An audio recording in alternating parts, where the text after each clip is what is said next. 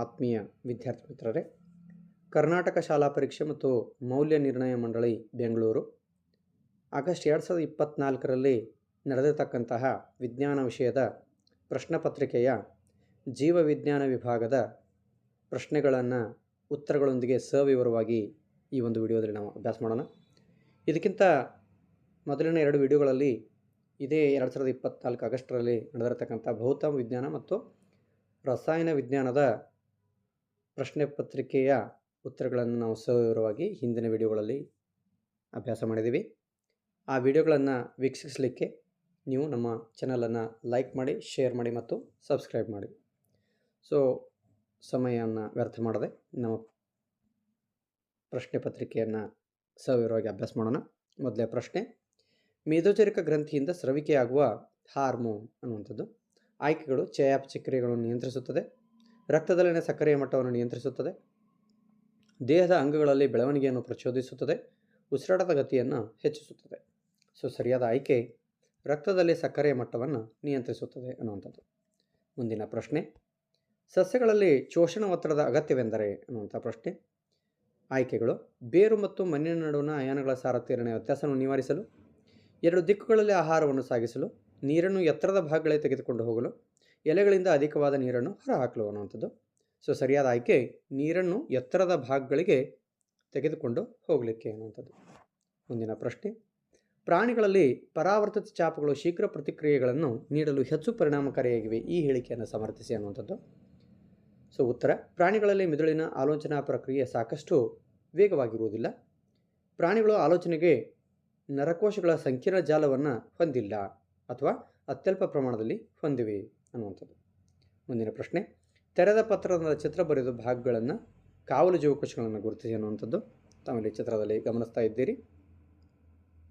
ಮುಂದಿನ ಪ್ರಶ್ನೆ, ಕೇಸರ ಮಾತ್ರ ಹೊಂದಿರುವ ಹೂಗಳಲ್ಲಿ ಸ್ವಕೀಯ ಪರಾಗಸ್ಪರ್ಶ ಸಾಧ್ಯವೇ? ನಿಮ್ಮ ಉತ್ತರವನ್ನು ಸ್ಪಷ್ಟಪಡಿಸಿ ಅನ್ನುವಂಥದ್ದು. ಒಂದು ಹೂವಿನಲ್ಲಿ ಗಂಡು ಮತ್ತು ಹೆಣ್ಣು ಎರಡೂ ಲಿಂಗಾಣುಗಳು ಇರುವಂಥದ್ದು ಯಾವ ಸಸ್ಯ ಐತಿ ಅದಕ್ಕೆ ನಾವೇನಂತೀವಪ್ಪ ಅಂತಂದ್ರೆ ದ್ವಿಲಿಂಗಿ ಅಂತ ಹೇಳಿ ಕರಿತೀವಿ. ಯಾವ ಸಸ್ಯದಲ್ಲಿ ಕೇವಲ ಒಂದೇ ಒಂದು ಲಿಂಗಾಣು ಇದೆ ಅದಕ್ಕೆ ಏಕಲಿಂಗಿ ಅಂಥೇಳಿ ನಾವು ಕರಿತೀವಿ. ಹಾಗಾದರೆ ಅವರು ಕೇಸರ ಮಾತ್ರ ಹೊಂದಿರತಕ್ಕಂಥ ಹೂಗಳಲ್ಲಿ ಸ್ವಕೀಯ ಪರಾಗಸ್ಪರ್ಶ ಸಾಧ್ಯವೇ ಅನ್ನುವಂಥ ಪ್ರಶ್ನೆಯನ್ನು ಕೇಳಲಾಗಿದೆ. ಸ್ವಕೀಯ ಪರಾಗಸ್ಪರ್ಶ ಅಂತಂದರೆ ಒಂದು ಹೂವಿನ ಪರಾಗರೇಣುಗಳು ಅದೇ ಹೂವಿನ ಶಲಾಕಾಗ್ರದ ಮೇಲೆ ಹೋಗಿ ಸ್ಥಾನವನ್ನು ಆಕ್ರಮಿಸಿಕೊಳ್ಳೋದಕ್ಕೆ ನಾವು ಸ್ವಕೀಯ ಪರಾಗಸ್ಪರ್ಶ ಅಂತ ಹೇಳಿ ಕರಿತೀವಿ. ಕೇಸರ ಮಾತ್ರ ಇದೆ, ಆ ಒಂದು ಹೂವಿನೊಳಗೆ ಹೆಣ್ಣು ಲಿಂಗಾಣುನೇ ಇಲ್ಲ ಅಂತಂದರೆ ಅಲ್ಲಿ ಸ್ವಕೀಯ ಪರಾಗಸ್ಪರ್ಶ ಸಾಧ್ಯ ಇಲ್ಲ ಅನ್ನುವಂಥದ್ದನ್ನು ನಾವಿಲ್ಲಿ ಹೇಳ್ಬೋದು. ಇಲ್ಲಿ ನೋಡಿ ಉತ್ತರವನ್ನು ಗಮನಿಸಿದಾಗ ಇದು ಸಾಧ್ಯವಿಲ್ಲ. ಸ್ವಕೀಯ ಪರಾಗಸ್ಪರ್ಶಕ್ಕೆ ಒಂದು ಹೂವು ಕೇಸರ ಮತ್ತು ಶಲಾಕೆಗಳನ್ನು ಎರಡನ್ನೂ ಹೊಂದಬೇಕು. ಅಂದ್ರೆ ಸಸ್ಯ ಏನಾಗಿರ್ಬೇಕಪ್ಪ ಅಂದ್ರೆ ದ್ವಿಲಿಂಗಿ ಆಗಿರಬೇಕು. ಏಕಲಿಂಗಿ ಆಗಿದ್ದರೆ ಅದು ಸ್ವಕೀಯ ಪರಾಗಸ್ಪರ್ಶ ಮಾಡಲಿಕ್ಕೆ ಸಾಧ್ಯ ಇಲ್ಲ. ಮುಂದಿನ ಪ್ರಶ್ನೆ 2 ಅಂಕಗಳ ಪ್ರಶ್ನೆ. ಒಬ್ಬ ವ್ಯಕ್ತಿಯ ದೇಹವು ವ್ಯಾಯಾಮಗಳಿಂದಾಗಿ ಗಾತ್ರದಲ್ಲಿ ಬದಲಾಗಿದೆ. ಈ ಬದಲಾವಣೆಯನ್ನು ಮುಂದಿನ ಸಂತತಿಯಲ್ಲಿ ಕಾಣಬಹುದೇ? ನಿಮ್ಮ ಉತ್ತರವನ್ನು ಕಾರಣಗಳೊಂದಿಗೆ ತಿಳಿಸಿ ಅನ್ನುವಂಥದ್ದು. ವ್ಯಕ್ತಿಯು ಆತನು ತನ್ನ ಜೀವನದಲ್ಲಿ ಗಳಿಸಿಕೊಂಡಿರ್ತಕ್ಕಂತಹ ಲಕ್ಷಣವಾಗಿದ್ದು ಇದು ಅಲೈಂಗಿಕ ಅಂಗಾಂಶಗಳಲ್ಲಿ ಮಾತ್ರ ಇರುತ್ತದೆ. ಈ ಲಕ್ಷಣ ಲಿಂಗಾಣುಕೋಶಗಳಿಗೆ ವರ್ಗಾವಣೆ ಆಗುವುದಿಲ್ಲ. ಆದ್ದರಿಂದ ನಮ್ಮ ಉತ್ತರವನ್ನು ನಾವು ನೋಡ್ಬೋದು. ಈ ಬದಲಾವಣೆಯು ಮುಂದಿನ ಸಂತತಿಗೆ ವರ್ಗಾವಣೆ ಆಗುವುದಿಲ್ಲ, ಯಾಕಂದರೆ ಇದು ಅಲೈಂಗಿಕ ಅಂಗಾಂಶಗಳಲ್ಲಾಗಿರ್ತಕ್ಕಂಥ ಬದಲಾವಣೆ. ಲಿಂಗಾಣುಕೋಶಗಳಿಗೆ DNA ಇದು ವರ್ಗಾವಣೆ ಆಗುವುದಿಲ್ಲ ಅನ್ನುವಂಥದ್ದು.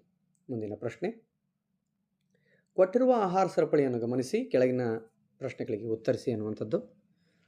ಹಸಿರು ಸಸ್ಯಗಳು ಜಿಂಕೆ, ಹುಲಿ.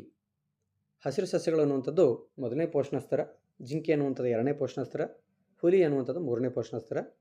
ಇದಕ್ಕೆ ಸಂಬಂಧಿಸಿದಂತೆ ಪ್ರಶ್ನೆಯನ್ನು ಕೇಳಲಾಗಿದೆ. ಹುಲಿಗೆ 700 ಕಿಲೋ ಜೂಲ್ ಶಕ್ತಿಯು ಲಭ್ಯವಾದರೆ ಹಸಿರು ಸಸ್ಯಗಳು ಹೊಂದಿರುವ ಶಕ್ತಿಯ ಪ್ರಮಾಣವೆಷ್ಟು ಅನ್ನುವಂಥದ್ದು. ಈಗ 700 ಕಿಲೋ ಜೂಲ್ ಶಕ್ತಿ ಹುಲಿಗೆ ನೀಡಿದಾಗ ಹಸಿರು ಸಸ್ಯಗಳಲ್ಲಿ ಕಂಡುಬರತಕ್ಕಂಥ ಶಕ್ತಿಯ ಪ್ರಮಾಣ ಎಷ್ಟು ಅನ್ನುವಂಥ ಪ್ರಶ್ನೆಯನ್ನು ಇಲ್ಲಿ ಕೇಳಲಾಗಿದೆ. ಅದೇ ರೀತಿಗೆ ಯಾವ ಪೋಷಣ ಸ್ತರದ ಜೀವಿಗಳಲ್ಲಿ ಹಾನಿಕಾರಕ ರಾಸಾಯನಿಕಗಳ ಸಂಗ್ರಹ ಗರಿಷ್ಠವಾಗಿರುವುದು ಅನ್ನುವಂಥ ಪ್ರಶ್ನೆಯಲ್ಲಿ ಕೇಳಲಾಗಿದೆ. ಉತ್ತರವನ್ನು ಗಮನಿಸ್ತಾ ಹೋದಂತೆ ಹಸಿರು ಸಸ್ಯಗಳು ಹೊಂದಿರುವ ಶಕ್ತಿಯ ಪ್ರಮಾಣ ಎಷ್ಟಪ್ಪ ಅಂತಂದರೆ 70,000 ಕಿಲೋ ಜೂಲ್ ಅನ್ನುವಂಥದ್ದು. ಸೊ ಹುಲಿಗಳಲ್ಲಿ 700 ಕಿಲೋ ಜೂಲ್ ಇದ್ದರೆ ಜಿಂಕೆಗಳಲ್ಲಿ 7,000 ಕಿಲೋ ಜೂಲ್ ಇರುತ್ತೆ. ಹಸಿರು ಸಸ್ಯಗಳಲ್ಲಿ 70,000 ಕಿಲೋ ಜೂಲ್ ಶಕ್ತಿಯನ್ನು ನಾವು ಗಮನಿಸಬಹುದು. ಅದೇ ರೀತಿಯಾಗಿ ಯಾವ ಪೋಷಕಾಂಶ ಜೀವಿಗಳಲ್ಲಿ ಹಾನಿಕಾರಕ ರಾಸಾಯನಿಕಗಳ ಸಂಗ್ರಹ ಗರಿಷ್ಠವಾಗಿರುತ್ತದೆ ಅನ್ನುವಂಥ ಪ್ರಶ್ನೆಗೆ ಹುಲಿಗಳಲ್ಲಿ ಹೆಚ್ಚಾಗಿರ್ತದೆ. ಯಾಕಂತಂದ್ರೆ ಈ ರಾಸಾಯನಿಕಗಳು ವಿಘಟನೆಗೆ ಒಳಗಾಗದ ಕಾರಣ ಪ್ರತಿ ಪೋಷಕಾಂಶದಲ್ಲಿ ಸಂಗ್ರಹಿಸಲ್ಪಟ್ಟಿರತಕ್ಕಂತಹ ಆಹಾರ ಸರಪಳಿಯ ಉನ್ನತ ಪೋಷಕಾಂಶದಲ್ಲಿ ಗರಿಷ್ಠ ಸಾಂದ್ರತೆಯಲ್ಲಿ ಇವೇನಾಗ್ತವೆ ಸಂಗ್ರಹ ಆಗ್ತಾ ಹೋಗ್ತವೆ ಅನ್ನುವಂಥದ್ದು. ಮುಂದಿನ ಪ್ರಶ್ನೆ 3 ಅಂಕಗಳ ಪ್ರಶ್ನೆ. ಹೈಡ್ರಾ ಮತ್ತು ಪ್ಲನೇರಿಯಾಗಳಲ್ಲಿ ಸಂತಾನೋತ್ಪತ್ತಿ ಪ್ರಕ್ರಿಯೆ ಹೇಗೆ ಪರಸ್ಪರ ಭಿನ್ನವಾಗಿದೆ ವಿವರಿಸಿ ಅನ್ನುವಂಥದ್ದು. ಅಥವಾ ನಿಷೇಚನಗೊಂಡ ಅಂಡವು ಗರ್ಭಕೋಶದಲ್ಲಿ ಹೇಗೆ ಭ್ರೂಣವಾಗಿ ಬೆಳೆಯುತ್ತದೆ, ತಾಯಿಯ ಗರ್ಭದಲ್ಲಿ ಈ ಭ್ರೂಣವು ಹೇಗೆ ಪೋಷಣೆಯನ್ನು ಪಡೆಯುತ್ತದೆ ವಿವರಿಸಿ ಅನ್ನುವಂಥದ್ದು. ಹೈಡ್ರಾ ಮತ್ತು ಪ್ಲನೇರಿಯಾಗಳಿಗೆ ಸಂಬಂಧಿಸಿದಂತೆ ಪ್ರಶ್ನೆಗಳನ್ನು ನೋಡೋಣ. ಹೈಡ್ರಾ ಮಗ್ಗುವಿಕೆಯಿಂದ ಸಂತಾನೋತ್ಪತ್ತಿಯನ್ನು ಮಾಡ್ತದೆ. ನಿರ್ದಿಷ್ಟ ಭಾಗದಲ್ಲಿ ಪುನರುತ್ಪತ್ತಿ ಆಗಿರತಕ್ಕಂತಹ ಕೋಶ ವಿಭಜನೆಯಿಂದ ಬಾಹ್ಯ ಮೊಗ್ಗಿನ ಬೆಳವಣಿಗೆ ಉಂಟಾಗಿರ್ತದೆ. ಈ ಮೊಗ್ಗು ತಾಯಿಯ ದೇಹದಿಂದ ಬೇರ್ಪಟ್ಟು ಸ್ವತಂತ್ರ ಜೀವಿಯಾಗಿ ಬೆಳೀತದೆ. ಇನ್ನು ಪ್ಲನೇರಿಯಾ ಏನಾಗುತ್ತದೆ ಅಂದರೆ ಪುನರುತ್ಪಾದನೆಯಿಂದ ಸಂತಾನೋತ್ಪತ್ತಿ ಮಾಡ್ತದೆ. ವಿಶಿಷ್ಟ ಜೀವಕೋಶಗಳು ವೃದ್ಧಿಯಾಗುತ್ತವೆ. ವಿಭಿನ್ನ ಜೀವಕೋಶಗಳು ಬದಲಾವಣೆಗಳಿಗಾಗಿ ವಿವಿಧ ರೀತಿಯ ಅಂಗಾಂಶಗಳನ್ನು ಮತ್ತು ಅಂಗಗಳನ್ನು ಬೆಳೆಸಿಕೊಳ್ಳೋದ್ರ ಮೂಲಕ ಅಭಿವರ್ಧನೆ ಹೊಂದದ ಜೀವಿಯ ಅನೇಕ ತುಂಡುಗಳು ಪ್ರತ್ಯೇಕ ಜೀವಿಗಳಾಗಿ ಏನಾಗ್ತವೆ ಬೆಳೆಯುತ್ತವೆ ಅನ್ನುವಂಥದ್ದು. ಇನ್ನೊಂದು ಪ್ರಶ್ನೆ, ನಿಷೇಚನಗೊಂಡ ಅಂಡವು ಗರ್ಭಕೋಶದಲ್ಲಿ ಹೇಗೆ ಭ್ರೂಣವಾಗಿ ಬೆಳೆಯುತ್ತದೆ ಮತ್ತು ತಾಯಿಯ ಗರ್ಭದಲ್ಲಿ ಈ ಭ್ರೂಣವು ಹೇಗೆ ಪೋಷಣೆಯನ್ನು ಪಡೆಯುತ್ತದೆ ಅನ್ನುವಂಥದ್ದನ್ನು ನಾವು ಉತ್ತರವನ್ನು ಗಮನಿಸಿದಾಗ, ನಿಷೇಚನಗೊಂಡ ಅಂಡ ಅಥವಾ ಯುಗ್ಮಜ ವಿಭಜಿಸಿ ಭ್ರೂಣಾಂಕರ ಆಗ್ತದೆ. ಭ್ರೂಣಾಂಕರವು ಗರ್ಭಕೋಶದ ಒಳಸ್ತರಿಯ ಮೇಲೆ ಅಂಟಿಕೊಳ್ಳುತ್ತದೆ. ಬೆಳವಣಿಗೆಯನ್ನು ಮುಂದುವರಿಸಿ ಅಂಗಗಳನ್ನು ಬೆಳೆಸಿಕೊಂಡು ಇದು ಭ್ರೂಣವಾಗಿ ಬೆಳೆಯುತ್ತದೆ ಅನ್ನುವಂಥದ್ದು. ಹಾಗಾದರೆ ಪೋಷಣೆಯನ್ನು ಯಾವ ರೀತಿ ಪಡೀತದ ಅನ್ನುವಂಥದ್ದು, ವಿಶೇಷ ತಟ್ಟೆ ಆಕಾರದ ಅಂಗವಾದ ಜರಾಯುವಿನ ಮೂಲಕ ಭ್ರೂಣದ ಅಂಗಾಂಶ ಭಾಗದಲ್ಲಿ ವಿಲೈ ಮತ್ತು ತಾಯಿಯ ಭಾಗದಲ್ಲಿ ರಕ್ತಾವಕಾಶಗಳಿವೆ. ಇದು ಬೆಳೆಯುತ್ತಿರುವ ಭ್ರೂಣಕ್ಕೆ ಗ್ಲೂಕೋಸ್ ಮತ್ತು ಆಕ್ಸಿಜನನ್ನು ಒದಗಿಸುತ್ತದೆ ಅನ್ನುವಂಥದ್ದು. ಮುಂದಿನ ಪ್ರಶ್ನೆ, ಮಾನವನ ಮಿದುಳಿನ ರಚನೆಯನ್ನು ತೋರಿಸುವ ಚಿತ್ರವನ್ನು ಬರೆಯಿರಿ, ಕೆಳಗಿನ ಭಾಗಗಳನ್ನು ಗುರುತಿಸಿ ಅನ್ನುವಂಥದ್ದು. ಚಿತ್ರವನ್ನು ಗುರುತಿಸಿ, ಚಿತ್ರವನ್ನು ಬರೆದು ಭಾಗಗಳನ್ನು ಗುರುತಿಸ್ತಕ್ಕಂಥದ್ದು. ಮುಂದಿನ ಪ್ರಶ್ನೆ, ಅರಣ್ಯಗಳು ಜೀವ ವೈವಿಧ್ಯತೆ ಸೂಕ್ಷ್ಮ ತಾಣಗಳು ಹೇಗೆ ಸ್ಥಳೀಯ ಜನರು ಅರಣ್ಯಗಳ ಪಾಲುದಾರರಾಗಿದ್ದಾರೆ ಏಕೆ ವಿವರಿಸಿ ಅನ್ನುವಂಥದ್ದು. ಈ ಪ್ರಶ್ನೆಯೂ ಸಹ ಈ ವರ್ಷ ನಿಮ್ಮ ಸಿಲೆಬಸ್ನಲ್ಲಿ ಇಲ್ಲ. ಮುಂದಿನ ಪ್ರಶ್ನೆ 4 ಅಂಕಗಳ ಪ್ರಶ್ನೆ, ಪ್ರಭೇದೀಕರಣ ಎಂದರೇನು, ಪ್ರಭೇದೀಕರಣಕ್ಕೆ ಕಾರಣವಾಗುವ ಅಂಶಗಳನ್ನು ಪಟ್ಟಿ ಮಾಡಿ, ಪಳಿಯುಳಿಕೆಗಳು ಎಂದರೇನು, ಪಳಿಯುಳಿಕೆಗಳ ಕಾಲನಿರ್ಣಯ ವಿಧಾನಗಳನ್ನು ತಿಳಿಸಿ ಅನ್ನುವಂಥದ್ದು. ಅಥವಾ ಮೆಂಡಲ್ರವರ ಪ್ರಕಾರ ಪ್ರಬಲ ಗುಣಗಳು ಮತ್ತು ದುರ್ಬಲ ಗುಣಗಳು ಎಂದರೇನು, ದ್ವಿತಳೀಕರಣ ಎಂದರೇನು, ಮೆಂಡಲರ ದ್ವಿತಳೀಕರಣದ ಪ್ರಯೋಗದ F2 ಪೀಳಿಗೆಯಲ್ಲಿ ದೊರೆತ ಸಸ್ಯ ವಿಧಗಳ ಅನುಪಾತವೇನು ಅನ್ನುವಂಥ ಪ್ರಶ್ನೆ. ಮೇಲೆ ನೀಡಿರ್ತಕ್ಕಂತಹ ಈ ಎ ಮತ್ತು ಬಿ ಅನ್ನುವಂತಹ 2 ಪ್ರಶ್ನೆಗಳು ಈ ವರ್ಷ ನಮ್ಮ ಪರೀಕ್ಷೆಗೆ ಇರುವುದಿಲ್ಲ. ಆದರೆ ಕೆಳಗಡೆ ಅಥವಾದಲ್ಲಿ ನೀಡಿರ್ತಕ್ಕಂಥ 2 ಪ್ರಶ್ನೆಗಳು ಈ ವರ್ಷ ನಮ್ಮ ಪರೀಕ್ಷೆಯಲ್ಲಿ ಇರ್ತವೆ. ಯಾಕಂದರೆ ಅನುವಂಶೀಯತೆ ಅನ್ನೋಂಥ ಪಾಠದಲ್ಲಿ 2 ಅಂಶಗಳನ್ನು ನೀಡಲಾಗಿದೆ. ಸೊ ಹಾಗಾದರೆ ನಾವೇನು ಮಾಡೋಣ, ಮೆಂಡಲ್ರವರ ಪ್ರಕಾರ ಪ್ರಬಲ ಗುಣ ಮತ್ತು ದುರ್ಬಲ ಗುಣಗಳು ಅಂದರೆ ಏನು ಮತ್ತು ದ್ವಿತಳೀಕರಣದ ಬಗ್ಗೆ ಸವಿವರವಾಗಿ ಅಭ್ಯಾಸ ಮಾಡೋಣ. ಪ್ರಬಲ ಗುಣ ಅಂತಂದರೆ ಗುಣದ 2 ಪ್ರತಿಗಳಲ್ಲಿ ಒಂದು ಪ್ರತಿಯ ಸಂತತಿಯಲ್ಲಿ ಗೋಚರ ಗುಣವನ್ನು ಹೆಚ್ಚು ಪ್ರದರ್ಶಿಸಿದರೆ ಅಂತಹ ಗುಣವನ್ನು ಪ್ರಬಲ ಗುಣ ಅಂತ ಹೇಳಿ ಕರಿತೀವಿ. ಗುಣದ 2 ಪ್ರತಿಗಳಲ್ಲಿ ಒಂದು ಪ್ರತಿಯು ಸಂತತಿಯಲ್ಲಿ ಗೋಚರ ಗುಣವನ್ನು ಕಡಿಮೆ ಪ್ರದರ್ಶಿಸಿದರೆ ಅದಕ್ಕೆ ದುರ್ಬಲ ಗುಣ ಅಂತ ಹೇಳಿ ಕರಿತೀವಿ. ದ್ವಿತಳೀಕರಣಕ್ಕೆ ಸಂಬಂಧಿಸಿಪಟ್ಟಂತೆ 2 ವಿಭಿನ್ನವಾದ ಗುಣಗಳನ್ನು ತೋರಿಸುವ ಪೋಷಕ ಜೀವಿಗಳನ್ನು ಸಂಕರಿಸುವುದಕ್ಕೆ ದ್ವಿತಳೀಕರಣ ಅಂತ ಹೇಳಿ ಕರಿತೀವಿ. ಇದರ F2 ತಳಿ ಪೀಳಿಗೆಯ ಅನುಪಾತ 9:3:3:1. ಮುಂದಿನ ಪ್ರಶ್ನೆ, ಕೊನೆಯ ಪ್ರಶ್ನೆ, 5 ಅಂಕಗಳ ಪ್ರಶ್ನೆ. ವಾಯುವಿಕ ಉಸಿರಾಟದಲ್ಲಿ ಗ್ಲೂಕೋಸ್ ಹೇಗೆ ಶಕ್ತಿಯ ಅಣುವಾಗಿ ಪರಿವರ್ತನೆಯಾಗುತ್ತದೆ, ಉಸಿರಾಟ ಪ್ರಕ್ರಿಯೆಯಲ್ಲಿ ಗಾಳಿಗೂಡುಗಳ ಪಾತ್ರವೇನು ಅನ್ನುವಂಥದ್ದು. ಇನ್ನೊಂದು ಪ್ರಶ್ನೆ, ಸಸ್ಯಗಳಲ್ಲಿ ಕಂಡುಬರುವ ವಿವಿಧ ವಿಸರ್ಜನಾ ತಂತ್ರಗಳು ಯಾವುವು ಅನ್ನುವಂಥದ್ದು. ಮೊದಲೇ ಪ್ರಶ್ನೆ ಉತ್ತರವನ್ನು ನೋಡೋಣ. ಕೋಶದ್ರವ್ಯದಲ್ಲಿ 6 ಕಾರ್ಬನ್ ಅಣುವಾದ ಗ್ಲೂಕೋಸ್ 3 ಕಾರ್ಬನ್ ಅಣುವಾದ ಪೈರುವೇಟ್ ಆಗಿ ಮೊದಲಿಗೆ ಏನಾಗ್ತದೆ ವಿಭಜನೆ ಹೊಂದದ.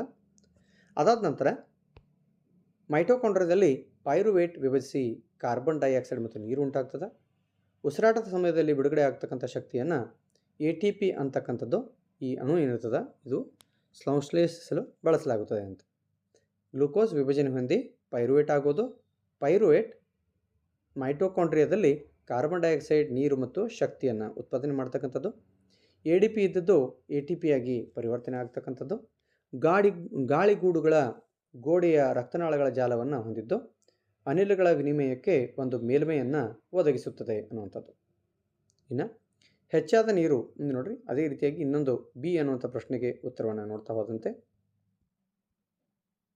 ಸಸ್ಯಗಳಲ್ಲಿ ಕಂಡುಬರುವಂಥ ವಿವಿಧ ವಿಸರ್ಜನಾ ತಂತ್ರಗಳು ಯಾವುವು ಅನ್ನುವಂಥ ಪ್ರಶ್ನೆಗೆ ಉತ್ತರವನ್ನು ನೋಡ್ತಾ ಹೋಗೋಣ. ಹೆಚ್ಚಾದ ನೀರು ಸಸ್ಯಗಳ ಭಾಸ್ವರ್ಜನೆ ಮೂಲಕ ಹೊರಹಾಕುತ್ತವೆ. ಸಸ್ಯ ತ್ಯಾಜ್ಯ ಪದಾರ್ಥಗಳು ಜೀವಕೋಶದ ರಸದಾನಿಗಳಲ್ಲಿ ಸಂಗ್ರಹವಾಗುತ್ತವೆ. ಎಲೆಗಳಲ್ಲಿ ತ್ಯಾಜ್ಯ ಪದಾರ್ಥಗಳು ಸಂಗ್ರಹವಾಗಿ ಅವು ಉದುರಿ ಹೋಗುತ್ತವೆ.